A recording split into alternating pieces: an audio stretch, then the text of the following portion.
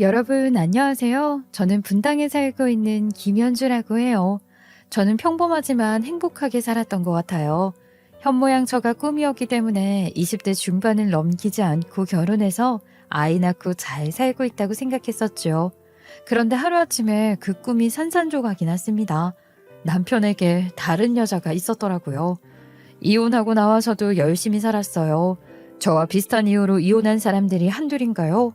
이런 곳에 사연을 보낼 것도 없다고 여기며 잘 살고 있었는데 사연을 쓰지 않고는 못 견딜 일이 생긴 거 있죠. 그러니 사연 보낼 거리도 아니라고 여기지 마시고 끝까지 들어주세요. 저는 아주 어렸을 때부터 엄마처럼 살고 싶었던 것 같아요. 엄마는 평범한 가정주부로 평생 아버지 내조를 하고 사셨는데 그런 엄마를 아버지는 항상 귀하게 여기셨어요.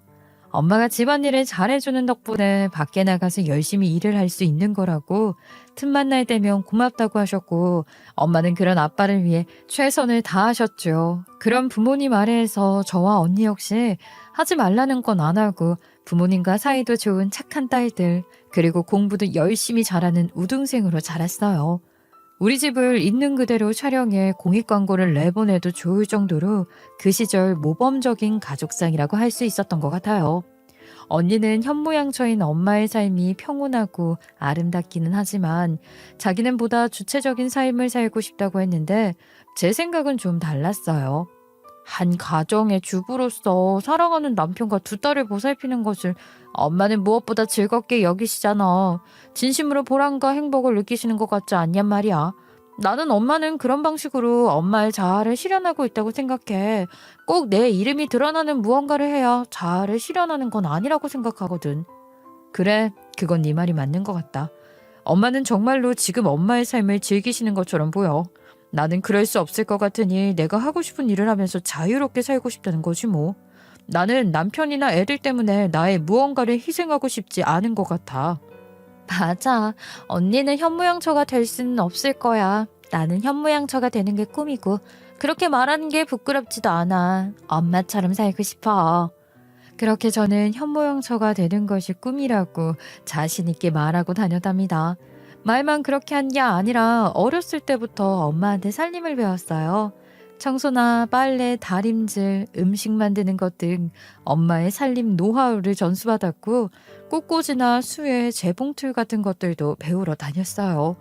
영문과를 가고 싶었는데 더 좋은 대학교를 선택하고 싶어서 점수가 조금 더 낮은 일문과에 들어갔고 전공 공부를 게을리한 건 아니지만 전공을 살려 취업을 할 생각은 없었기 때문에 책이나 많이 읽으면서 대학 시절을 보냈죠.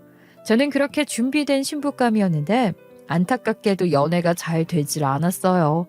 내가 평생을 사랑할 사람을 만나는 것이 그렇게 어려운 일인 줄 모르고 현모양처의 꿈을 키웠던 건가 싶더라고요. 차라리 그냥 선을 보는 게 어때? 현모양처 꿈을 이루려면 결혼부터 해야 할 거 아니냐고. 안 그래? 그렇긴 해도 선 같은 걸 봐서 결혼을 하고 싶진 않아. 현모양처가 꿈이긴 하지만 그 자체가 목적인 건 아니란 말이야. 내가 정말 사랑하는 사람을 만나야 현모양처로 사는 것이 의미가 있다고 생각해. 대학생 되고 어른이 되면 그런 사람이 어느 날 갑자기 짜잔 나타날 줄 알았냐? 그건 동화 아니면 영화지. 선 보는 걸 그렇게 나쁘게만 볼 것도 아니지 뭘 그래? 마음을 조금 더 열어보길 바라. 아니야, 아직은 아닌 것 같아. 언젠가는 만나게 되겠지. 빨리 좀 나타나주면 좋겠지만 선 봐서 만나고 싶진 않아. 뭔가 운명적이지가 않잖아. 그렇게 막연히 그런 사람을 만나게 되리라는 기대를 했던 것 같아요. 그러나 학부 4년을 다니는 동안 그런 사람을 만나지 못했고 취업에 대한 생각도 없었고 준비도 하지 않았기에 그대로 석사 진학을 했죠. 석사학위 받기 전에는 그런 사람을 만나게 되길 바라는 마음으로 말이에요. 저랑 같이 대학원에 진학한 단짝 친구가 있었는데 그 친구는 요즘 말로 하자면 비혼주의, 당시엔 스스로를 독신주의자라고 말하는 친구였어요. 그렇지만 친구의 부모님은 그런 친구의 생각은 존중해주지 않으셨고 계속해서 선을 보라고 강요하셨는데 한 번은 그 친구가 제게 대신 선을 보러 나가달라고 하는 거였어요. 야, 아무리 그래도 그렇지. 소개팅도 아니고 어떻게 선자리에 대신 나가니? 선이면 너네 부모님도 다 알고 계시는 그런 자리일 거 아니야. 싫어, 난 못해. 아, 글쎄, 괜찮다니까. 이런 일이 처음도 아니야. 나랑 상의도 없이 약속을 잡아놓고 펑크 내면 알아서 하라고 한단 말이야. 그런 식으로 잡아놓은 자리에 자꾸 나가고 그러면 안 된다고. 이렇게 한 번씩 친구를 대타로 내보내기도 하면서 나름대로 반항하는 거니까 협조 좀 해주라. 응? 그냥 그 남자 바람 맞히지만 않으면 되는 거라니까. 아우, 내가 미쳐 정말. 그럼 정말 나가서 커피 한 잔만 마시고 오면 되는 거지? 딱 커피 한 잔이야.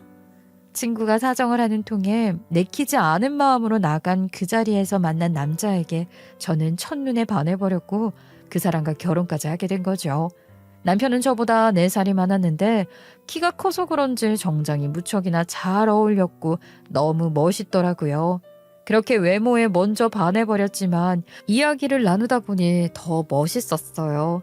저보다 서너 살 많은 남자를 만나본 적도 있었지만 대부분 학교에서 만난 사람들이다 보니 생각하는 것도 저랑 비슷한 것 같았는데 남편은 확실히 어른스럽고 뭔가 달랐어요. 부친 사업을 물려받을 사람으로 그 회사에서 일을 하고 있다고 했는데 그런 자신감에서 나오는 여유로움이 남편의 매력을 배가시켜주는 것 같았어요. 그렇게 선이라면 질색하던 제가 결국 선을 봐서 결혼을 하게 된 거예요. 그러나 친구 선자리에 대신 나갔다가 만난 것이니까 그 또한 재미있는 운명이라 생각했고 무엇보다 살면서 첫눈에 반하는 사람을 만난 게 처음이었으니 그것만으로도 저는 제 행복에 도취되어 결혼을 했고 엄마 못지않은 현모양처가 되었어요. 사실 엄마와 언니는 제가 훨씬 더 심하다고 하더라고요.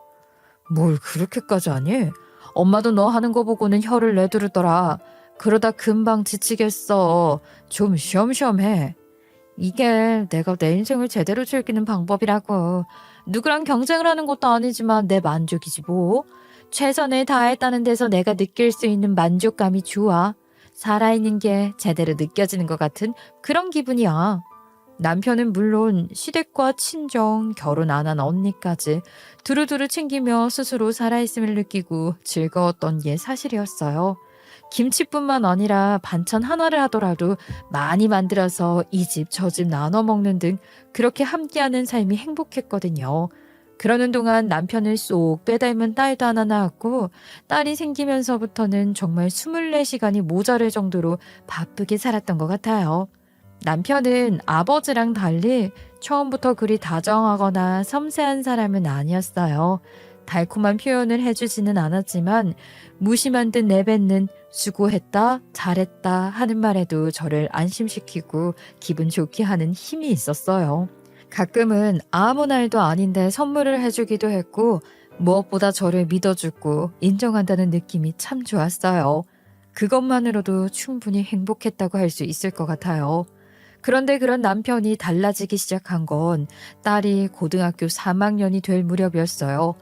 회사 상황이 조금 어렵다길래 그런가 보다 했었는데 집에 가져다 주는 돈이 생활이 빠듯할 지경으로 줄어들고 귀가 시간이 늦어지는 것은 물론이고 집을 비우는 날도 많아지기 시작했죠.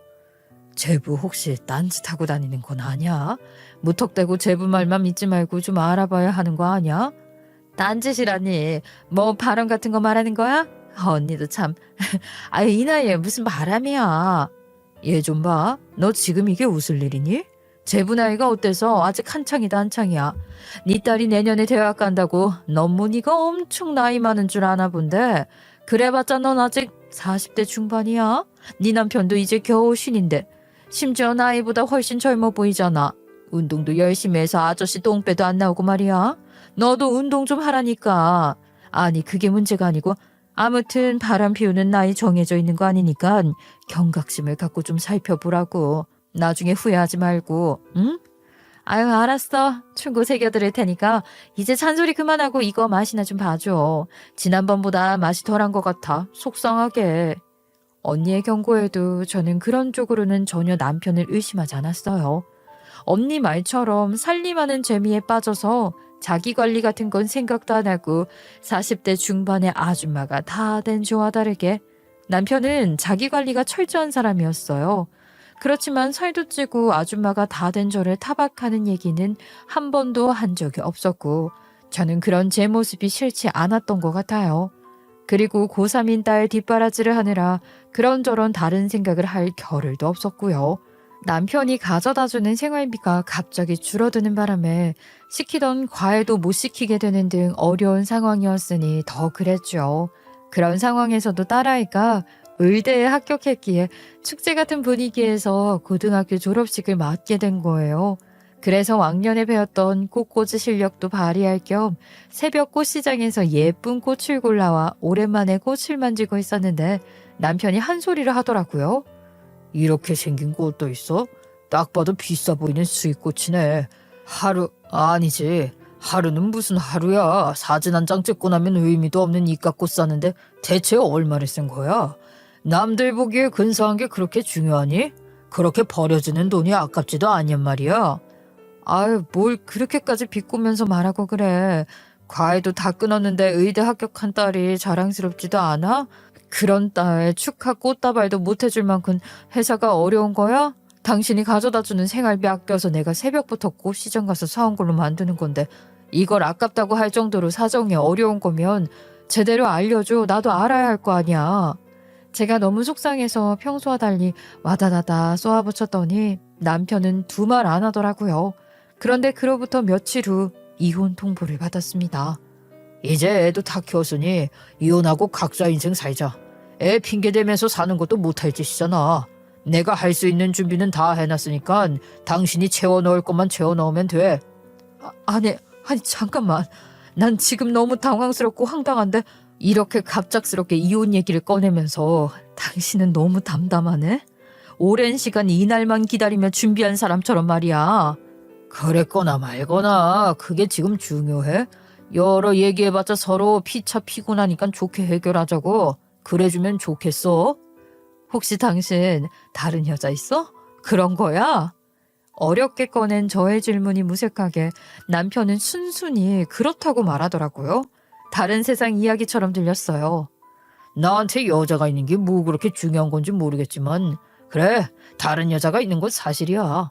그렇지만 그것 때문에 이혼하자는 건 아니고 회사가 어려워져서 정리를 해야 할지도 모르는 상황이거든.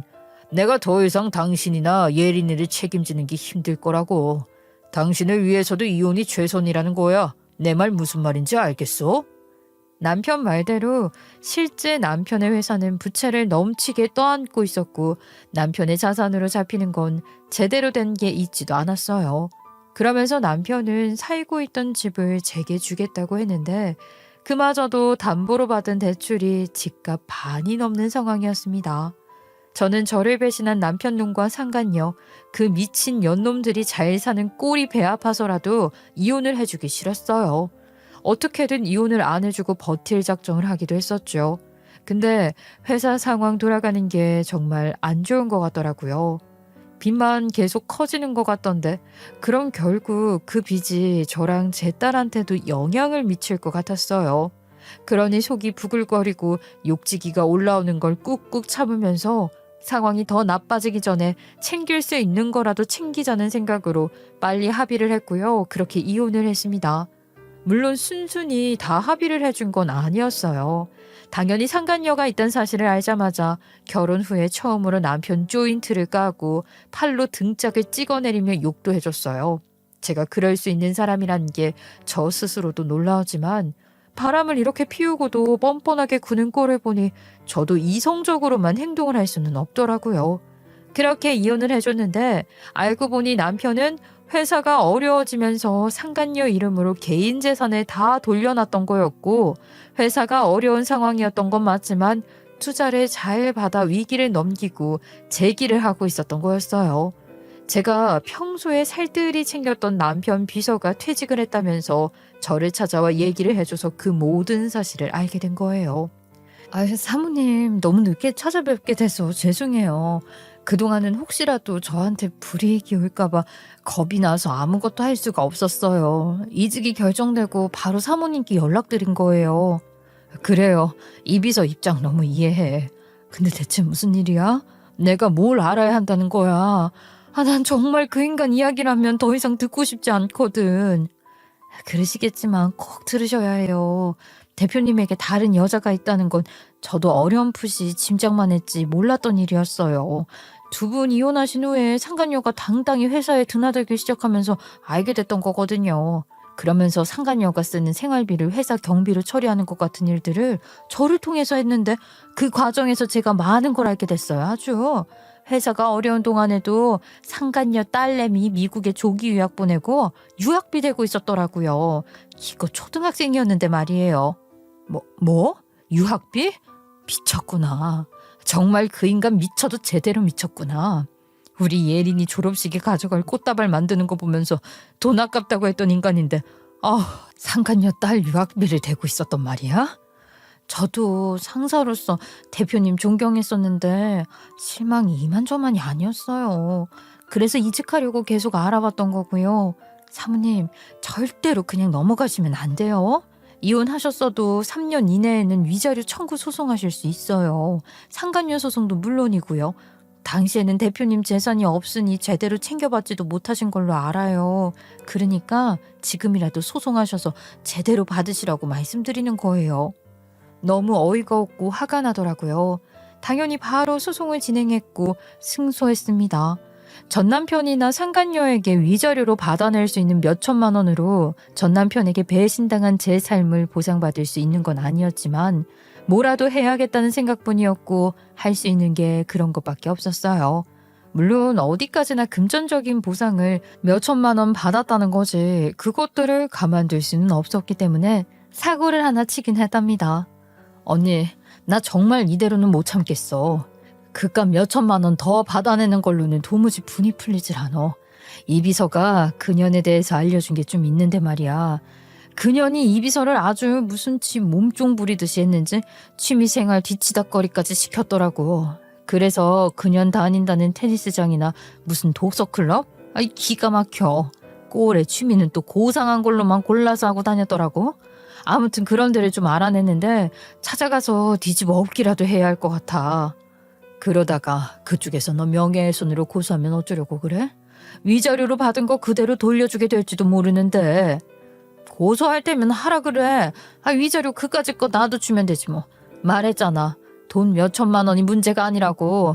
나랑 예린이 그 돈 없어도 잘 살고 있었잖아. 그냥 망신이라도 줘야 덜 억울할 것 같아.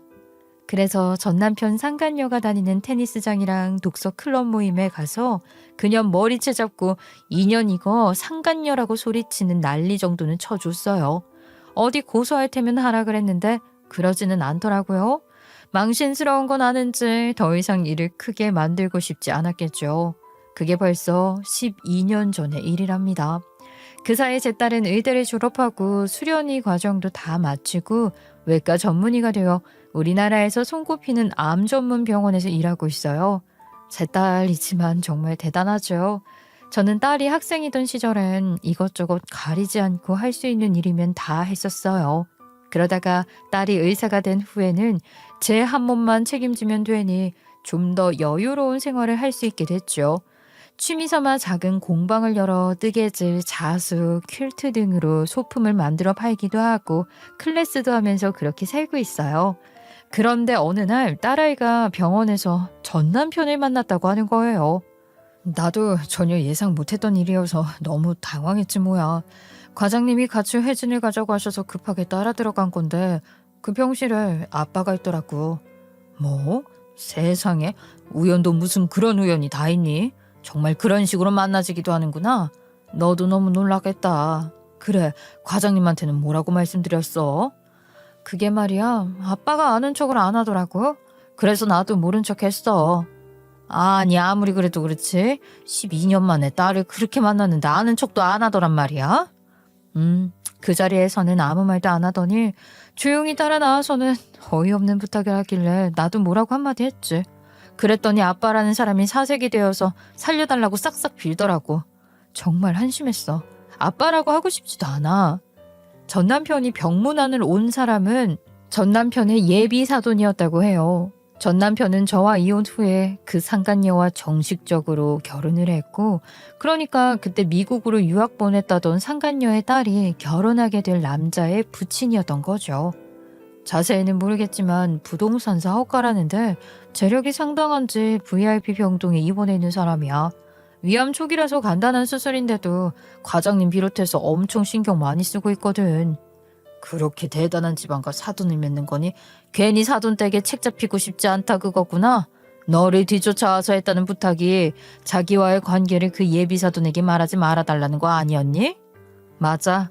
과장님이 나를 데리고 가셔서 그분에게 수술 후에 항암 치료 과정에서 도움 많이 줄 담당이라고 소개하셨거든. 그니까 내가 그분과 앞으로도 계속 만나게 될 것 같아서 그게 신경 쓰였던 거야. 아무리 그래도 그렇지. 영 끊고 살다가 12년 만에 만난 지 딸을 보자마자 한다는 말이 뭐? 자기를 모른 척 해달라는 거라는 게 이게 말이 되냐고. 우리 딸 속 많이 상하지 않았어? 어차피 기대 같은 것도 없는데 실망할 것도 상처받을 것도 없어. 걱정하지 마 엄마. 사돈댁 집에서도 재혼 가정이라는 건 안다는데 불륜으로 이혼하고 재혼했다는 것 같은 자세한 내막은 모르고 있다면서 굳이 그런 이야기해서 서로 좋을 일도 없지 않냐고 하더라. 그러니까 그냥 아는 척하지 말고 함구하자면서 말이야. 12년 만에 만난 딸한테 상간녀 딸 결혼에 재뿌리지 말라는 이야기를 한 거나 다름없는 거였으니 딸아이가 서운한 건 둘째치고 화가 나는 게 당연하겠다 싶었죠. 그런데 딸아이가 전 남편에게 한 말이 뭐였길래 전 남편이 그렇게 싹싹 빌었냐고요? 그동안 저도 몰랐던 사실을 딸아이가 혼자 알고 있었더라고요. 알고 보니 전 남편의 상간녀 딸이 전 남편의 친딸이라는 사실을 말입니다. 딸아이는 이미 초등학교 5학년 때 그 사실을 알게 되었다고 했어요. 그때 엄마는 할머니 간호하느라고 늘 할머니 댁에 가 있을 때였어. 어느 날 예고도 없이 학교에서 일찍 마치게 되는 날이 있었는데 엄마한테 따로 연락 안 하고 그냥 나 혼자 집에 온 거였거든. 집에 아무도 없을 줄 알았는데 서재에서 큰 소리가 들리길래 가까이 갔더니 아빠가 그 여자랑 통화하는 걸 들었어.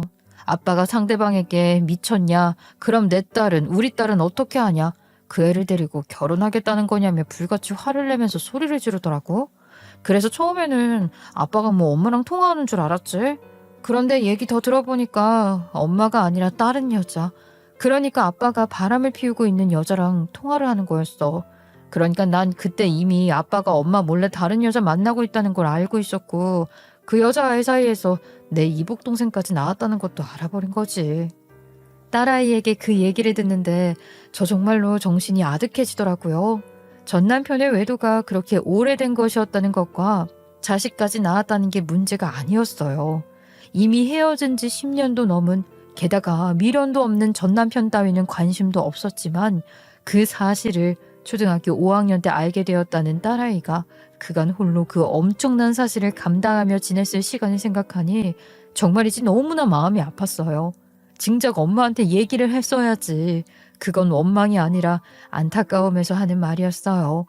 딸아이는 아빠의 배신으로 인한 충격과 더불어 아무것도 모르고 시어머니의 병시중까지 들어가면서도 행복하게 살고 있는 저를요 도리어 안타까워했을 테고 그런 제게 사실대로 말하지도 못하면서 더 괴로웠을 것이 분명하니까요. 그 모든 것들이 느껴져 너무나 마음이 아팠습니다. 대학생 되면 엄마한테 모든 사실을 말할 작정이었어. 엄마한테 당장 얘기해서 엄마랑 아빠가 이혼이라도 하게 되면 엄마랑 둘이서 잘 살 수 있을지 걱정이 됐던 것 같아. 내 친구 수진이 있잖아. 걔네 부모님이 이혼하고 수진이가 엄마랑 둘이 살게 됐었잖아. 초등학교 1학년 때까지만 해도 우리 친구들 중에서 제일 부잣집 애였는데 부모님 이혼하고 엄마랑 살면서 경제적으로 힘들어하는 모습 봤단 말이야. 그래서 나도 엄마 아빠가 이혼하고 엄마랑 살면 당장 생활이 힘들어지는 게 아닌지 그게 무서웠어. 어떻게 초등학교 5학년이 그런 생각을 했는지 말이에요. 어렸어도 주변에 그런 친구를 보면서 마음고생을 했던 모양이었어요. 적어도 자기가 성인이 되어서 엄마를 책임질 수도 있는 사람이 됐을 때 말하는 게 좋지 않을까 싶었다고 하더라고요. 나이보다 조숙했던 딸은 초등학교 5학년인데도 굉장히 현실적으로 생각을 했던 거죠. 엄마한테 사실대로 다 말하고 엄마가 아빠랑 이혼을 하고 나면 둘이서도 얼마든지 잘 살 수 있어야 하니까 그런 생각으로 공부도 더 열심히 했어. 근데 내가 엄마한테 말하기 전에 엄마랑 아빠가 이혼을 했잖아. 그리고 얼마 지나지 않아서 아빠가 그 여자 딸 유학비까지 대고 있었던 걸 알고 엄마가 뒤늦게 위자료 청구 소송까지 했는데 그 딸이 사실은 아빠의 혼외자라는 것을 밝힌다고 한들 위자료를 더 받을 것도 아니고 엄마한테 상처만 될 것 같아서 말을 안 했던 거야. 아빠를 위해서가 아니라고. 그럴 만한 가치도 없는 사람 때문에 엄마가 쓸데없이 에너지 낭비하게 하고 싶지 않았고 나 스스로도 잊고 살고 싶었던 것 같아. 딸의 마음이 이해가 되고도 남았죠. 그런데 전 남편은 아버지란 사람으로서 딸에 대한 생각은 눈꼽만큼도 하지 않았던 거라고 밖에는 할 말이 없는 거 아닌가요? 그러니 딸이 거기에 화가 난 것도 당연한 거라는 생각이 들었어요. 정말이지 너무 화가 나더라. 그래서 그 딸이 당신 혼외자인 것을 알고 있다. 예비사돈이 체면이나 명예를 중요하게 생각하는 사람이라고 하던데 며느리 될 애가 혼외자였다는 걸 알면 어떤 표정일지 궁금하다고 몰아세웠던 건데 아빠라는 사람이 사색이 돼서 싹싹 빌면서 제발 말하지 말아달라고 비는 거야. 그러니 그 꼴도 정말 못 봐주겠더라고. 딸이 제게 전 남편과 만난 이야기를 하고 있을 때 전 남편이 집으로 찾아왔어요. 이혼 후 선심 쓰듯 받은 집을 팔고 그 집을 담보로 잡혀있던 대출금은 갚고 남은 돈으로 딸과 살 작은 집을 마련했었는데 위자료 청구 소송을 하던 중 전 남편의 상간녀가 그 집을 알아내어 찾아온 적이 있었어요. 딸과 저는 여전히 그 집에 살고 있었으니 전 남편이 그리 찾아온 거였죠. 낮에 그런 일이 있었으니 하루도 그냥 넘길 수가 없었나 보더라고요.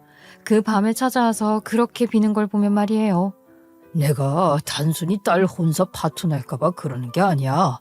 예비사돈은 사돈인 동시에 투자자여서 일이 잘못되면 나는 정말 망하는 거라고. 그러니까 제발 봐줘. 내가 오죽하면 이 시간에 찾아와서 이렇게 빌겠어? 응? 제발 사정 좀 봐줘. 부탁할게. 처음부터 무릎까지 꿇고 앉아 비는 꼴이 어지간히 절박한 모양이다 싶었어요. 손도 덜덜 떨고 말도 더듬는 걸로 봐서는 예비사돈 투자금이 없으면 망한다는 게 거짓말은 아닌 것 같더라고요. 세월이 얼마나 지났는데 이제 와서 굳이 그렇게 해코지를 해서 서로 좋을 게 뭐야. 그렇지 않아? 투자 잘 받고 일이 잘 되면 돈으로라도 보상을 할 테니 제발 봐줘. 이게 정말 큰 건이거든. 수익이 나면 그만큼 제대로 보상을 할 생각이야. 뭐 계약서 같은 걸 써도 좋아. 공증까지 받아줄 테니까 내 말 믿고 좀 도와줘. 응? 정말 끝까지 찌질한 모습이네. 좀 덜 찌질할 수는 없어? 한때는 내가 남편이라고 받들고 살았던 사람이지만 그런 감정이야 이미 잊은 지 오래이기에 아무 상관도 없지만 그래도 예린이한테는 아버지잖아. 아버지로서 최소한의 모습은 지켜주길 바랐는데 알고 보니 그 또한 이미 오래전에 무너진 거더라고. 아무리 그렇다고 하더라도 이렇게까지 구질구질하고 찌질하고 비겁하고 야비한 모습을 보일 필요까지는 없는 거 아니야? 정말이지 뭐라고 할 말이 없다. 그러니까 제발 그만하고 꺼져. 아버지란 사람의 그런 모습을 본 딸아이의 마음은 어땠을까요? 그 생각을 하면 지금도 뜨거운 분노 같은 감정이 훅 치밀어 올라요. 당신 같은 사람이 내 아버지라는 것을 밝히는 건 너무 부끄럽지만 당신 같은 사람이 거짓말로 잘 되는 꼴을 보는 건 더 싫거든요. 찾아와서 아무리 이래도 소용없으니까 돌아가시라고요. 저보다 훨씬 매몰차고 냉정한 태도로 전 남편을 대하는 게 딸이었어요. 딸은 전 남편을 진심으로 경멸하고 있는 거였죠. 그러고 보니 딸이 모든 사실을 알았다던 초등학교 5학년 시절 그 무렵부터 전 남편과 소원해지기 시작했던 것 같아요. 사춘기를 겪으며 딸과 아빠 사이에 흔히 있는 일이라 생각했었는데 그런 엄청난 사정이 있었다는 것을 저조차도 이제야 알게 된 거죠. 하여간 딸은 전 남편의 예비사돈에게 자신이 직접 사실을 밝히겠다고 했고 저도 말리지는 않았습니다. 네가 옳다고 판단하는 대로 해. 엄마는 언제나 네 편이고 네 생각을 지지할 거야. 엄마 말 무슨 말인지 알지? 고마워 엄마. 불편한 마음으로 환자를 대하고 싶지 않은 마음이 제일 큰 건 사실이야. 그렇지만 우리를 그런 식으로 버린 그 인간을 응징하고 싶은 마음도 솔직히 있어. 딸은 한다면 하는 아이라 바로 다음날 전 남편의 예비사돈을 찾아갔고 사실대로 말했다고 했어요. 전 남편의 예비사돈은 생각만큼 놀라지도 않더라고 하더라고요. 석연치 않은 게 있어서 조사를 하고 있었는데 이런 일까지 생긴다며 말해줘서 고맙다고 했다고 하는 거예요. 전 남편 상간녀가 발벗고 나서서 혼담이 오가게 된 것이었는데 자신은 위자료 한 푼 못 받고 맨몸으로 이혼해 혼자 딸을 키우며 산 헌신적인 엄마. 전 남편은 그런 자신과 딸을 진심으로 아끼고 사랑하는 사람, 늦게 만나 행복한 가정을 이룬 것으로 자신들을 포장했는데 정말 어이가 없었어요. 전 남편의 예비사도는 재혼 가정이지만 대단히 모범적인 가족이라 생각했고 며느리감도 상당히 마음에 들어했다고 하는데 혼담과 더불어 사업적인 이야기가 오가면서 투자 가치를 두고 조사를 하던 중 전 남편의 가정사, 이혼 과정에 대한 소문에 대해서 어렴풋이 듣게 되었다고 했다고 하는 거예요. 그런저런 소문들을 듣게 됐지만 그보다는 투자 가치에 대한 조사가 더 먼저였기에 그것에 집중을 했는데 생각보다 탄탄한 회사가 아니어서 투자가 망설여지고 있던 참이었다고 말이에요. 그런데 이런 사실까지 알게 되었다면 이제부터는 자신이 팩트 체크를 제대로 해보겠다고 했다고 하더라고요. 그리고 그 다음날 전 남편의 상간녀한테 연락이 왔어요. 궁지에 몰렸으니 전 남편과 마찬가지로 싹싹 빌 작정인가 보다 싶었죠. 그런데 인연이 우리한테 만나자고 하면서 싹수 없게 자기 집까지 오라는 거예요. 어이가 없었지만 저와 딸도 생각하고 있는 바가 있었기 때문에 함께 전 남편의 집으로 찾아갔어요. 이혼할 때 집 챙겨간 것도 모자라 이혼하고 나서 위자료까지 뜯어가더니 이제 와서 또 뭘 뜯어내려고 이러는 거죠? 그게 무슨 대단한 폭로라고 생각했나 본데 어림없어요. 잘 수습할 거고 이미 수습되고 있고 그러니까 우리는 전혀 타격 없다고요. 그러니 그걸로 뭐라도 뜯어낼 생각하지 말고 각자 알아서 조용히 좀 살아요. 서로 안 보고 싶은 사이인 건 피차 마찬가지 아닌가요? 내가 뭘 뜯어내려고 한다는 거야? 내가 언제 뭘 요구하기라도 했으면 말해봐. 나야말로 조용히 살고 싶었는데 굳이 이렇게 기름 부으니 나도 가만히 있으면 안 될 것 같네.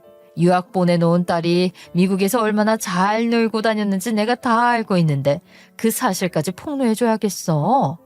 기자로 일하고 있는 언니가 몇 년 전 어느 클럽에서 있었던 사건을 취재하던 중 조기 유학생 여럿이 연루되어 있어서 조사를 하는 과정에서 전 남편의 딸이 명단에 올라온 걸 봤다고 했었거든요.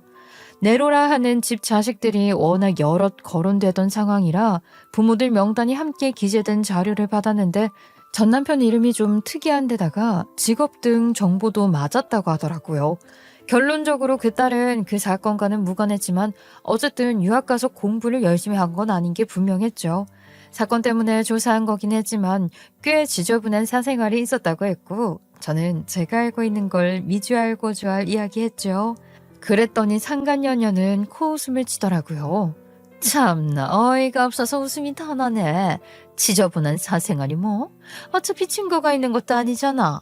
그런 것 따위야 당신들이 모함했다고 하면 그만이야? 난 또 뭐 대단한 약점이라도 찾고 있는 줄 알았네.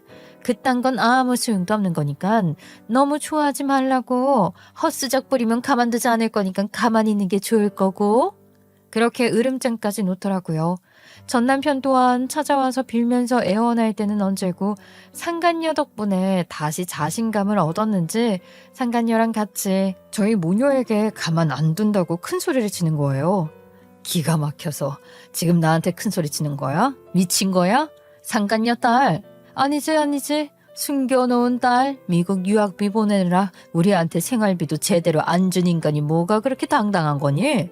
그랬더니 전 남편이라는 인간이 뭐라고 했는 줄 아세요? 늙어서 살만 찌고 푹 처져 볼품없는 와이프. 아버지한테 쌀쌀 맞고 본체도 안 하는 딸이 뭐가 좋겠어. 그런 답도 없는 년들한테는 1원도 아까웠는데 그래도 내가 가족이니까 책임감으로 그 정도라도 챙겨준 줄 알아. 내가 당당하지 못할 게 뭔데? 저랑 딸은 더 이상 이야기를 할 가치도 없는 인간들이라고 생각하고 그 집에서 나왔습니다. 반성도 안 하는 인간인 거죠. 상대할 가치가 없어서 그러니까 무서워서가 아니라 더러워서 피한 거긴 하지만 저랑 딸이 그렇게 순순히 물러날 수 있었던 이유는 딸에 있었어요. 이틀쯤 뒤에 상간녀와 전 남편에게 바로 연락이 오더라고요. 대체 무슨 짓을 한 거냐면서 말이죠. 사실은 말이에요. 저랑 딸이 상간녀와 전 남편의 집에 찾아가면서 손목시계 녹음기로 그날 그 자리에 오간 대화를 다 녹음했거든요. 그리고 그 녹음된 내용을 전 남편의 예비 사돈에게 넘겨 두 사람의 본 모습을 알려준 거죠. 그리고 그것들 예비사돈에게 기자인 언니한테 들었던 내용도 다 불어버렸어요. 그런데 제가 폭로하지 않아도 이미 전 남편 예비사돈이 어느 정도는 알아낸 것 같더라고요. 그 예비사돈이 들었던 소문 중에 전 남편 가정사에 대한 이야기가 있었다고 했잖아요. 그 딸에 대한 안 좋은 소문도 야금야금 이미 새어나가고 있는 상태였나 보더라고요. 그 정도 재력이 있는 사람이 맘먹고 팩트체크에 나섰으니 그런 일들이 하나둘 드러나기 시작한 건 시간 문제였겠죠. 아니, 그렇게 조사하면 다 알아낼 수 있는 걸 제대로 알아보지도 않고 혼사를 진행했단 말이야? 뭐가 그렇게 허술해? 엄마, 그게 말이야. 알고 보니까 날 잡고 혼사를 진행 중인 것도 아니었더라고. 그야말로 혼담만 오가는 중이었던 거야. 그러니 그쪽 입장에서는 혼사를 진행해도 좋을지 조사하는 과정에 있었던 거였고, 그 사람들은 여러모로 놓칠 수 없는 사돈이니까 날도 잡기 전에 그런 일들이 생기는 걸 막아보려 한 거였고 말이야. 혼담은 없던 일이 되었고 딸이 대단한 집에 시집가게 되었다며 들떠서 사업을 확장하려 했던 전 남편과 상간녀는 투자금을 받지 못하게 되며 아주 곤란한 상황이 놓이게 되었다고 해요. 모르긴 몰라도 부도 처리하고 정리해도 상당한 빚이 남게 될 거라고 말이죠. 그런 상황에서 그것들이 다시 한번 저희 모녀를 찾아왔어요. 지푸라기라도 잡고 싶은 심정이었나 보죠. 예린 엄마, 예린아, 내가 이렇게 빌게 한 번만 도와주라. 지금 상황이 정말 꼬여도 너무 꼬여서 완전히 다 망하게 생겼단 말이야. 그러니까 하나씩 해결을 해야 하는데, 그래서 말이야. 그러니까 우선 우리가 이혼했던 그 상황부터 수습을 좀 해보면 어떨까 생각을 해봤어. 아니, 당신은 왜 말을 그렇게 빙빙 돌리면서 어렵게 해요? 그냥 제가 말씀드릴게요. 우선 정말 여러 가지로 드릴 말씀이 없게 죄송해요. 그렇지만 우선은 살고 봐야 하지 않겠어요? 지금 이대로 가다가는 투자를 못 받아서 회사 망하는 게 문제가 아니고 빚까지 지게 되는데 그 빚 못 갚고 잘못하면 감옥 가게 될지도 몰라요. 아무리 전 남편이고 연 끊고 살던 아버지라고 하지만 감옥까지 보내고 싶으신 건 아니잖아요. 그렇지 않아요? 그래, 맞아. 내 말이 그 말이야. 내가 감옥 가는 꼴까지 볼 건 아니잖아. 그지? 그러니까 당신이랑 나는 집안끼리 혼담이 오가서 정략 결혼을 한 거고, 이 사람이랑 나는 우리 부모님이 반대해서 억지로 헤어지게 된 거지. 그런 상황에서 나는 이 사람도 책임져야 하고, 정략 결혼이지만 결혼한 가정도 책임져야 했던 걸로, 그리고 당신도 그런 상황을 오래전에 알고 있었던 걸로 좀 해줘. 뭐? 아이고, 지금 소설 써? 영화 찍냐고? 아니, 지금 그런 말도 안 되는 설정을 하는 게 무슨 도움이 된다는 거야. 그런 말도 안 되는 소설로 뭘 하겠다는 건지 모르겠지만 내가 그걸 도와줄 거라고 생각했어. 웃기지도 않는다 정말. 어떻게 수습을 할지는 제가 알아서 할 테니까 이예린 엄마는 혹시라도 그쪽에서 확인을 해오면 그렇다고 말만 해주면 돼요. 네? 별로 어려운 일도 아니잖아요. 우린 정말 목숨이 걸린 일이라고요. 사람 하나 아니지. 저희 세 식구 목숨 살려주신다 생각하고 한 번만 도와주세요. 이 은혜는 잊지 않을게요. 이 일만 수습되면 제대로 보상도 해드릴 거예요. 당신 얘기했지? 계약서 쓰고 공증도 받아들인다고 했어? 그럼 했지. 다 얘기했어. 그렇게 얘기했다고. 원하는 금액이 있으면 얘기해봐. 우리가 최대한 맞춰줄게. 이번 고비만 넘기면 된단 말이야. 우리 회사가 크게 도약할 수 있는 기회가 있거든. 그거 못 믿겠으면 관련 자료들 보여줄 수도 있어. 그러니까 한 번만 도와줘. 부탁이야. 이렇게 빌게. 뭐 어떻게든 잘 수습할 거고 수습이 되고 있다면서 자신만만하게 큰 소리 치더니 이제 와서 내 도움이 필요하다고 찾아와서 빈다고? 아이고, 그때 말한 수습이랑 지금 말하는 수습이 뭐가 어떻게 다른지 모르겠지만 내가 보기엔 다 쓸데없는 일 같은데. 더 헛쓰고 그만하고 이제라도 채권자들 찾아다니며 선초라도 부탁하는 게 낫지 않아? 나는 애당초 돈 욕심 같은 게 있는 사람도 아니고 더군다나 너희 같은 것들한테서 그 더러운 돈 뜯어내고 싶은 생각은 추호도 없다. 준다 그래도 실을 파는데 뭘 파달라는 거야. 그러니까 말이야. 무슨 말도 안 되는 걸 꾸미고 있는지는 모르겠지만 지금 이런 상황도 그분께 다 전할 거니까 다시는 이런 식으로 찾아오지 마세요. 더 이상 아무것도 할 수 있는 게 없는 상황이라는 걸 정말 모르겠어요? 아직까지도 뭔가 거짓으로 꾸미고 포장해서 이 상황을 넘길 수 있을 거라고 생각한다는 게 정말 어처구니가 없네요. 감옥 가는 게 그렇게 무서운가요? 나는 당신들처럼 그렇게 썩어 빠진 생각으로 사는 사람들이 있다는 게 무섭네요. 벌을 받아야 할 게 있다면 꼭 제대로 처벌받게 되길 바랄게요. 그날 이후로 전 남편이나 상간녀가 저희 모녀를 찾아와 도와달라고 괴롭히는 일은 더 이상 하지 않았어요. 그럴 정신도 없었겠죠?